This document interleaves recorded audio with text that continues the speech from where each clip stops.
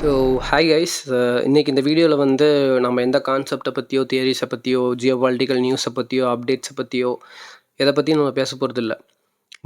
இந்த வீடியோ வந்து எதை பற்றி இருக்க போகுதுன்னா, என்னோட நாலேஜ் இருக்குல்ல, நான் வந்து ஒரு செட் ஆஃப் நாலேஜை நான் கேதர் பண்ணியிருப்பேன்ல in terms of geopolitical wise.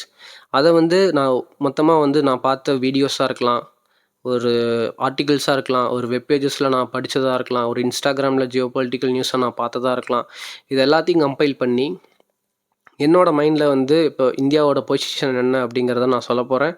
And சில விஷயம்லாம் சுகர் கோட் பண்ணாமல் சொல்லணும்னு ஆசைப்பட்றேன். லைக் சக்கரை வச்சு இது வந்து இனிக்கும் அப்படிங்கிற மாதிரிலாம் சொல்ல விரும்பல. டேரெக்டாக ஸ்ட்ரெயிட்டாக ஃபேஸ் டு ஃபேஸாக டேரெக்டாக மூஞ்சில் அடித்த மாதிரி பேசணும் சில விஷயம்லாம். அப்போ தான் நம்ம எல்லாத்துக்குமே இந்தியாவோட பொசிஷன் என்னன்னு தெரியும், நாம் என்ன பண்ணணுங்கிறது தெரியும் ஆஸ் எ இந்தியன். ஓகேவா? And let's come to the video. என்னென்னு பார்த்தோன்னா, ஸ்ட்ரைட்டாகவே சொல்லிடுறேன். இப்போ வந்து இந்தியா வந்து நல்ல பொசிஷனில் இருக்குது. இந்த அமெரிக்கா டேரிஃப் போட்டது 50% டேரிஃப் போட்டுச்சு. நம்ம வந்து இப்பயும் நல்ல பொசிஷனில் தான் இருக்கோம். அண்டு ட்ரம்ப் தான் தப்பு பண்ணுறாரு. மேக் அமெரிக்கா கிரேட் அகைன் இல்லை, மேக் இந்தியா கிரேட் அகைன் அப்படிங்கிற மாதிரி நிறையா விஷயங்கள் போயிட்டுருக்கு. ஸோ இதெல்லாத்தையும் தாண்டி ஸ்ட்ரைட்டாக என்ன விஷயம் சொல்ல வரேன்னா, இந்தியா வந்து புஷ் பண்ணுறாங்க. லைக் அமெரிக்காவே வந்து புஷ் பண்ணுது, சைனா கிட்ட புஷ் பண்ணுது. And Russia is happy with it. ஓகேவா? ரஷ்யா முதல்லேருந்து சொல்லிட்டு இருக்காங்க சைனாவும் இந்தியாவும் சேரணும் அப்படிங்கிற மாதிரி. ரஷ்யாவோட பாயிண்ட் எப்பயுமே அப்படி தான் இருந்திருக்கு. அண்டு இவங்க எல்லாருமே வந்து எதுக்காக வந்து சில விஷயங்கள் பேசுகிறாங்க இந்தியாவை பற்றி அப்படின்னா, அவன் நம்மளை அடித்தா, அதாவது அவர் யூஎஸ்ஏ வந்து நம்ம மேலே 50% டேரிஃப் போட்டால் சைனா எதுக்கு நம்மளுக்கு சப்போர்ட் பண்ணணும், ரஷ்யா எதுக்கு நம்மளுக்கு சப்போர்ட் பண்ணணும்? சம்மந்தமே இல்லாமல் இருக்குல்ல. ஸோ இதெல்லாமே ஜியோ பாலிட்டிக்ஸில் ஒரு இம்பார்ட்டண்ட்டான ஃபேக்டர். ஏன்னா நம்ம யார்? We are Indian. ஓகேவா? We are India. நம்மளோட நேஷனில் வந்து 180 கோடி 140 கோடி பேர் இருக்கோம். அது ஒரு பிக்கஸ்ட் பாப்புலேஷன். ஓகேவா? அண்டு வேர்ல்ட்லேயே வந்து அதிகமாக யங் பாப்புலேஷன், யூத் பாப்புலேஷன் இருக்கக்கூடிய நாடு எதுனா நம்ம நாடு தான். Cheap labours. ஓகேவா? Cheap market. ஈஸியாக இங்கே வந்து யார் வேணால் பொருளை விற்கலாம். And digital products like social media எடுத்துக்கோங்க, யூடியூப், இன்ஸ்டாகிராம். முதல்ல பப்ஜி இருந்துச்சு, முதல்ல சைனா பேன் பண்ணுறதுக்கு முன்னாடி. டிக்டாக் இருந்துச்சு. அண்டு எக்ஸ் இருக்கட்டும். இப்போ கூட டெஸ்லா வந்துருக்குது. ப்ராஃபிட்டோ இல்லையா, டெஸ்லா வந்து இங்கே லான்ச் பண்ணியிருக்காரு. என்ன நடக்குதுன்னு தெரில. அடுத்து ஸ்டார்லிங்க் வருது. ஓகேவா? இது எல்லாமே வந்து பிக்கஸ்ட்டு மார்க்கெட்டில் நம்ம. ஸோ இதனால தான் வந்து நம்ம வந்து மற்ற நாடுகளுக்கு நம்ம தேவைப்படுறோமே தவிர ஆஸ் அ பவராக நம்ம ஒன்றும் they are not respecting as equal. ஓகேவா? நம்மளை வந்து அவங்களுக்கு ஈக்குவலாக வந்து ஒரு அமெரிக்காவோ இல்லை ஒரு சைனாவோ ஒரு ரஷ்யாவோ நம்மளை வந்து ஈக்குவலாக வந்து they are not seeing. They are only seeing as a great opportunity, great market, great population and let's exploit it அப்படிங்கிற மாதிரி தான் எல்லாருமே பார்க்குறாங்க. என்னடா இப்படி சொல்கிற, ரஷ்யாவும் நம்மளுக்கு ஃப்ரெண்டு அப்படி இப்படின்னு பேசினாலும் இப்போ இருக்கக்கூடிய காலகட்டத்துக்கு வாங்க. இந்த எராவில் ரஷ்யா சைனாவை சூஸ் பண்ணுமா, இந்தியாவை சூஸ் பண்ணுமா? சைனாக்கும் இந்தியாவுக்கும் வந்து கம்யூனிஸ்ட் நேஷன் ரெண்டுமே. பொலிட்டிக்கல் ஐடியாலஜிக்கல் வைஸாக ரெண்டு பேருமே சேம். ஓகேவா? அதில் வந்து they R equally aligned. And இன்னொரு விஷயம் என்னென்னா, பார்டர் ஷேர் பண்ணுறாங்க. நம்ம வந்து க்ரூட் ஆயில் மட்டும்தான் வாங்குகிறோம். நம்மளே விட அதிகமாக க்ரூட் ஆயில் சைனா வாங்குறாங்க 50% கிட்ட. அதுக்கப்புறம் கேஸ் வாங்குறாங்க, லிக்விஃபைட் நேச்சுரல் கேஸ் பைப்லைன் இருக்குது. அது மட்டும் இல்லாமல் நிறையா டிஃபென்ஸ் ப்ராடக்ட் செல் பண்ணுறாங்க. அண்டு தேவையான ரேர் எர்த் எலமெண்ட்ஸை செல் பண்ணுறாங்க. இப்படி யோசிச்சு பாருங்கள். எது வந்து நான் உனக்கு யூஸ்ஃபுல்லாக இருந்தால் நீ எனக்கு யூஸ்ஃபுல்லாக இருப்பேன். உன்னை விட எவனாச்சும் யூஸ்ஃபுல்லாக எனக்கு கிடச்சானோ அங்கே போயிடுவோம்ல. அதே மாதிரி தான் வந்து ரஷ்யா வந்து என்னதான் ரஷ்யா ஃப்ரெண்டு அப்படி இப்படின்னு சொன்னாலும் ஹிஸ்டாரிக்கலாக ஃப்ரெண்ட்ஸ் தான். But they are only seeing as a prize. ஓகேவா? நம்மளே ஒரு ப்ரைஸாவோ ஒரு திங்காவோ பார்க்குறாங்களே தவிர ஒரு ஈக்குவலாகவோ ஒரு ஈக்குவல் பார்ட்னராக யாருமே பார்க்கறதில்ல.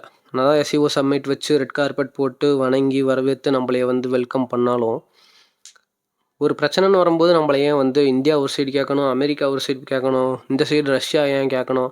நம்ம ஒன்றும் அலைன் பண்ணாமல் இருக்கிறதுனால நம்மளோட பவர் தெரியுது. இதே நம்ம முதல்ல அலைன் பண்ணிட்டு போயிருந்தோன்னா நம்ம பவர் நம்மளுக்கே தெரிஞ்சிருக்காது.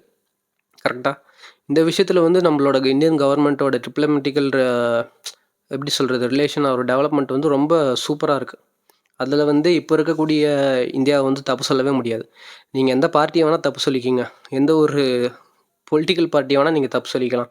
இப்போ ரூலிங்கில் இருக்க பொலிட்டிக்கல் பார்ட்டி கூட தப்பு சொல்லிக்கிங்க, அப்போசிஷனில் இருக்கிறத கூட தப்பு சொல்லிக்கிங்க, உங்கள் ரீஜனல் பார்ட்டியை கூட தப்பு சொல்லிக்கலாம்.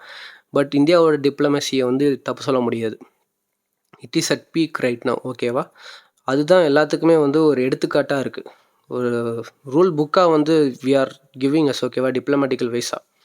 ஸோ அதுதான் வந்து காரணமே. நம்ம இன்னும் வந்து யார் கூடயும் அலைன் பண்ணாமல் இருக்கோமோ, அதனால தான் வந்து சைனாவும், ரஷ்யாவும், அமெரிக்காவும் எல்லாருமே நம்மளை இந்த சைடு இந்த சைடுன்னு இழுத்துக்கிட்டே இருக்காங்க.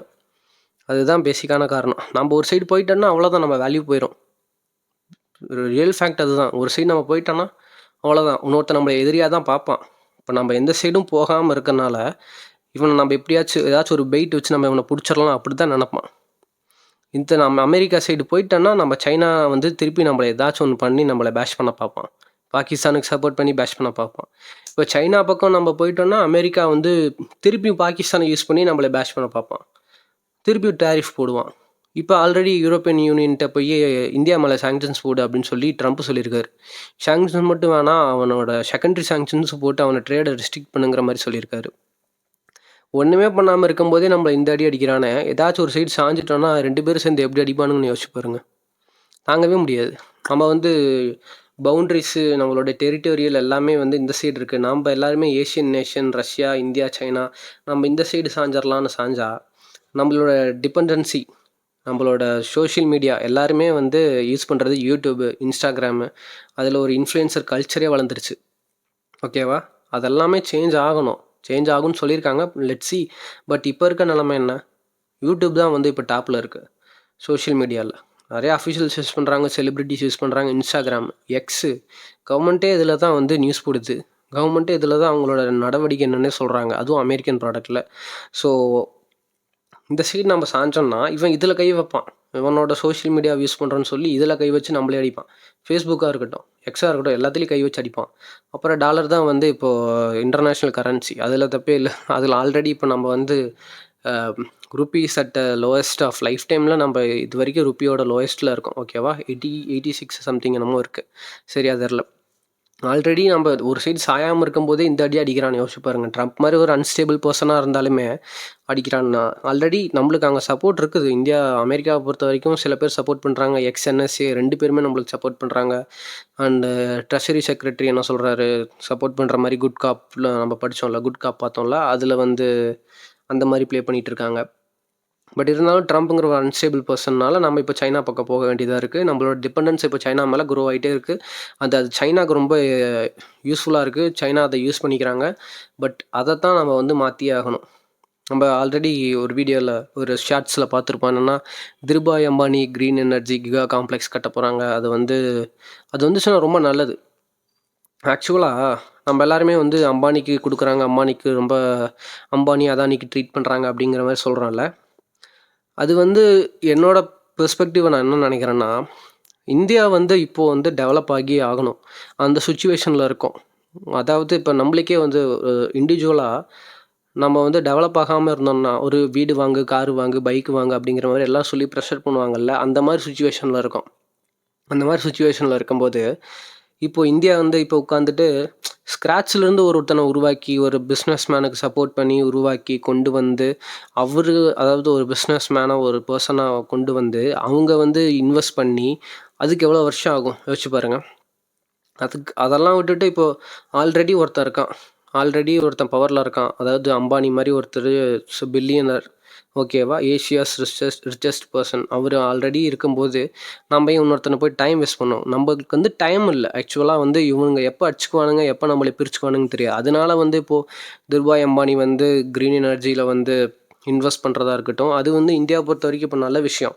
லைக் இப்போது ஜியோ வந்து எப்படி இன்ட்ரடியூஸ் பண்ணாங்க, ஜியோ இன்ட்ரடியூஸ் பண்ணதுக்கப்புறம் தான் ஏர்டெல் கம்மி பண்ணுறான், பிஎஸ்என்எல் கம்மி பண்ணுறான், எல்லாருமே கம்மி பண்ணுறான். ஏன் அதுக்கு முன்னாடி கம்மி பண்ணிட்டு தான் வாங்கியிருக்க மாட்டோம் ஏர்டெல்லை? சொல்லுங்கள், யாராச்சும் யோசிச்சு பாருங்கள்.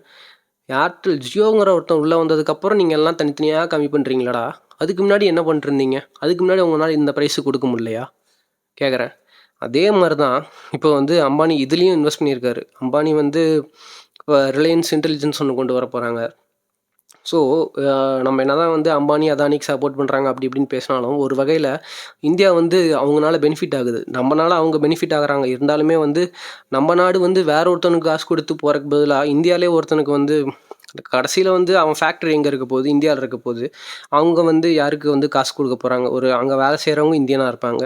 அங்கே எலக்ட்ரிசிட்டி நாம் தான் சப்ளை பண்ணுவோம். அந்த லேண்ட் யாருது? அது இந்தியனோடது. அங்கே கவர்மெண்ட் யாருக்கு காசு போகும், டேக்ஸ் போகும், அது வந்து இந்தியாவுக்கு போகும். பரவாயில்லையே, பரவாயில்லல்ல. யாரோ ஒரு வெளிநாட்டில் இருக்க சைனாக்கோ ரஷ்யாக்கோ அமெரிக்காக்கோ போகிறக்கு நம்ம நாட்டுக்குள்ளேயே இருக்கிறது வந்து ரொம்ப நல்ல விஷயம்ல. டிபெண்டன்ஸ் குறையும்ல, எனர்ஜி டிபெண்டன்ஸ் குறையும். ஓகேவா?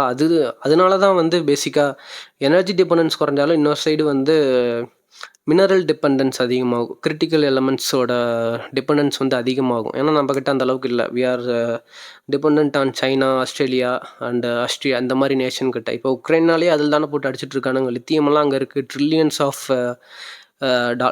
ஆஃப் டாலர்ஸ் ஆஃப் மினரல்ஸ்லாம் அங்கே இருக்குது. அதனால தான் இப்போ அந்த இடத்த அடிச்சுக்கிட்டு இருக்காங்க.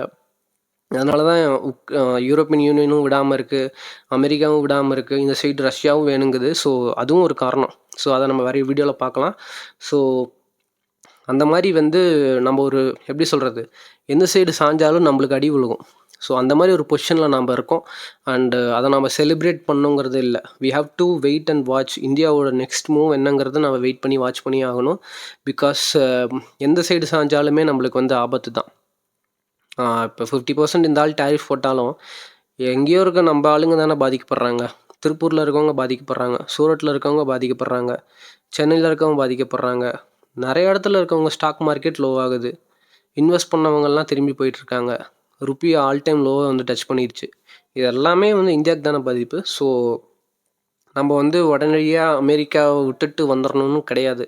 இன்னொரு சைடு மொத்தமாக போய் சைனாட்ட ஜாயின் பண்ணுங்கிறதும் கிடையாது. We have to make our own move. ஓகேவா? நம்ம வந்து தனியாக நம்ம செல்ஃப் டிபெண்ட்டாக எப்போ மாறுறோமோ அதுதான் நல்லது நம்மளுக்கு. லைக் இப்போ சைனா வந்து எப்படி இருக்குது, செல்ஃப் டிபெண்ட் நேஷன் சைனா. அவங்க யாரையும் நம்பி இல்லை.